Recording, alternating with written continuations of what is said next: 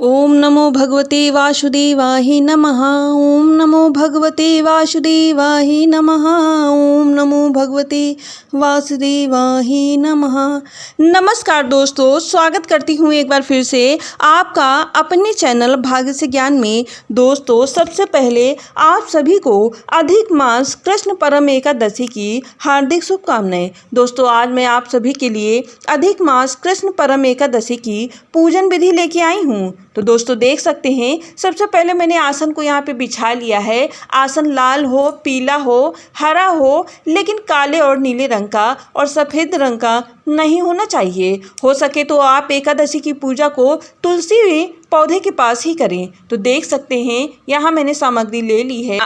सामग्री आप देख सकते हैं, इस तरीके से मैंने पूरी थाली में सारी सामग्री को रख लिया है ताकि मुझे इधर उधर दौड़ना भागना ना पड़े। और अगर आपके घर में विष्णु भगवान की कोई भी फ़ोटो है तो आप पाटे पे उसे रख लें, और यदि नहीं है तो आप लड्डू गोपाल का भी पूजन कर सकते हैं, या भगवान कृष्ण की कोई बाल रूप की फ़ोटो है तो उसे भी रख सकते हैं। यदि वो भी नहीं है तो किताब में बने भगवान विष्णु को यानी कि राधा कृष्ण को भी आप रख सकते हैं, यानी कि उन फोटो का भी पूजन आप कर सकते हैं। तो देखिए, यहाँ पे सबसे पहले किसी भी पूजा में हो दीप को प्रज्वलित करना पड़ता है। तो देखिए, यहाँ पे मैंने पटे पर दीप को प्रज्वलित कर लिया है। उसको आसन में मैंने तिली का आसन दे दिया है, यानी कि चावल का प्रयोग बिल्कुल भी निषेध माना जाता है। भगवान विष्णु की पूजा में एकादशी के दिन चावल का प्रयोग बिल्कुल निषेध माना जाता है। ना ही हमें उसे छूना चाहिए, ना ही खाना चाहिए, और ना ही दान करना चाहिए। आज के दिन चावल का प्रयोग बहुत ही निषेध है। तो देखिए, दीप का पूजन इस तरीके से मैंने कर दिया है और लास्ट में यहाँ पे तिली चढ़ा दी है। अब हम करेंगे यहाँ पे लड्डू गोपाल को स्नान करवाएंगे। तो देख सकते हैं, इस तरीके से हम यहाँ पे लड्डू गोपाल को स्नान करवाएंगे। आपके घर में भी छोटे से लड्डू गोपाल अगर हैं तो आप उनको स्नान करवा लें। यदि नहीं है तो भगवान विष्णु की कोई भी फ़ोटो रख के आप पूजन को कर सकते हैं। आज का जो पूजन है वो परम एकादशी का पूजन है, और आज का दिन बहुत ही शुभ है। कहते हैं, परम एकादशी का जो भी व्रत श्रद्धा और भक्ति के साथ करता है उसकी दुख और दरिद्रता बहुत जल्दी ही नष्ट हो जाती है। भगवान विष्णु प्रसन्न हो जाते हैं और माता लक्ष्मी के साथ आपके घर में प्रवेश करते हैं। तो देख सकते हैं, यहाँ जो मैंने जल लिया था उसमें गंगा नदी का भी जल मिला लिया है। अगर हो सके तो आप पंचामृत से स्नान करवाएं। तो आप इस तरीके से स्नान करवा सकते हैं लड्डू गोपाल को। लड्डू गोपाल बहुत छोटे हैं, बहुत ध्यान से इनको स्नान करवाना है। उसके बाद किसी कॉटन के कपड़े में लपेट के उनको अंग पोषण करना है। उसके बाद भगवान विष्णु को यानी कि लड्डू गोपाल को श्रृंगार कर देना है, कपड़े आदि पहना देना है। तो देख सकते हैं, इस तरीके से लड्डू गोपाल का अंग पोषण करके लड्डू गोपाल को तैयार कर लिया है।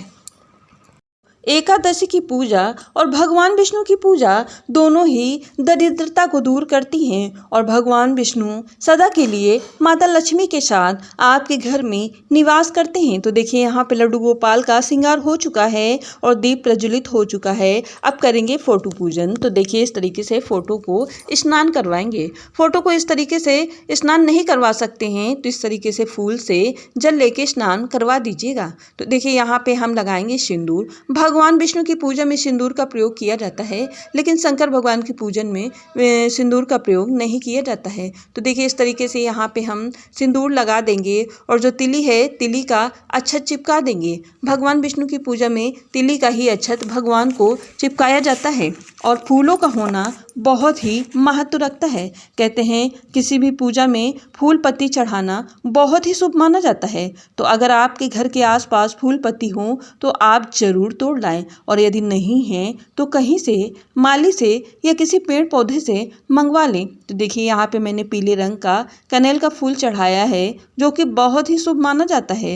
ये भगवान को बहुत अधिक प्रिय है। तो इस तरीके से आप जितने भी फूल हैं भगवान को चढ़ा दें। इसके बाद आपको धूप बत्ती जरूर दिखानी है। धूप बत्ती का जलना बहुत ही शुभ माना जाता है। कहते हैं, घर में अगर धूप जलती है तो पूरे घर में सकारात्मक ऊर्जा का संचार होने लगता है। घर से नकारात्मक ऊर्जा निकल जाती है और घर में सुख शांति समृद्धि आती है। वैसे भी कोई भी व्यक्ति हो, यदि एकादशी का व्रत करता है तो उसके घर में भगवान विष्णु का और माता लक्ष्मी का निवास स्थान सदा के लिए बन जाता है, और भगवान प्रसन्न हो जाते हैं, और उस घर में कभी भी दुख और कलेश कलेश नहीं आता है। इसलिए कलेशों को दूर करने वाले भगवान विष्णु की पूजा अवश्य करनी चाहिए और यहाँ पे ऋतु फल को जरूर चढ़ाना चाहिए। भगवान विष्णु को केला अत्यधिक प्रिय है। यदि केला मिल जाए तो जरूर चढ़ाएं और यदि नहीं मिलता है किसी कारणवश तो जरूर उनको ऋतु फल चढ़ाएं। यदि वो भी नहीं है तो भगवान को श्रद्धा सुमन जरूर चढ़ानी चाहिए, यानी कि फूल ही समर्पित कर देना चाहिए। तो देख सकते हैं यहाँ पे व्रत का संकल्प लेना बहुत जरूरी है। कुछ लोग बिना संकल्प के ही व्रत स्टार्ट कर देते हैं, लेकिन बिना संकल्प के कभी भी सिद्धि नहीं होती है। इस बात का विशेष ध्यान रखिएगा। हाथ में फूल तिली लेकर भगवान के समक्ष संकल्प करना चाहिए कि हे प्रभु, आज मैंने इस व्रत को आरंभ किया है और इस व्रत को पूरा करने में हमारी मदद जरूर करिएगा। तो देखिए इस तरीके से फिर कथा पढ़नी है। कथा पढ़ लें, आपको कहीं भी किताब मिल जाएगी, किसी भी स्टोर पे, तो आपको किसी भी बुक स्टॉल पे आपको बुक मिल जाएगी। और फिर कथा पढ़ने के बाद जो आपने फूल हाथ में संकल्प के लिए लिए थे वो समर्पित करके इस तरीके से श्री हरि की कोई भी आरती पढ़ सकते हैं। भगवान श्री हरि की ओम जय जगदीश की आरती मैंने यहाँ पे पढ़ी थी। आप चाहें तो कोई भी आरती विष्णु भगवान की पढ़ सकते हैं। इस तरीके से यहाँ पे आरती करने के बाद अचवाने को बिल्कुल ना भूलें। भगवान को अचवाएं जरूर और पूरे घर में इस दीप को जरूर दिखाएं। इससे सकारात्मक ऊर्जा का संचार होता है। घर से बुरी चीज़ें बाहर चली जाती हैं, यानी कि नकारात्मक ऊर्जा बाहर चली जाती है और घर में हमेशा के लिए सुख समृद्धि आती है। भगवान के स्नान का पानी कभी भी तुलसी में नहीं डालना चाहिए, यानी कि तुलसी के पौधे में नहीं डालना चाहिए।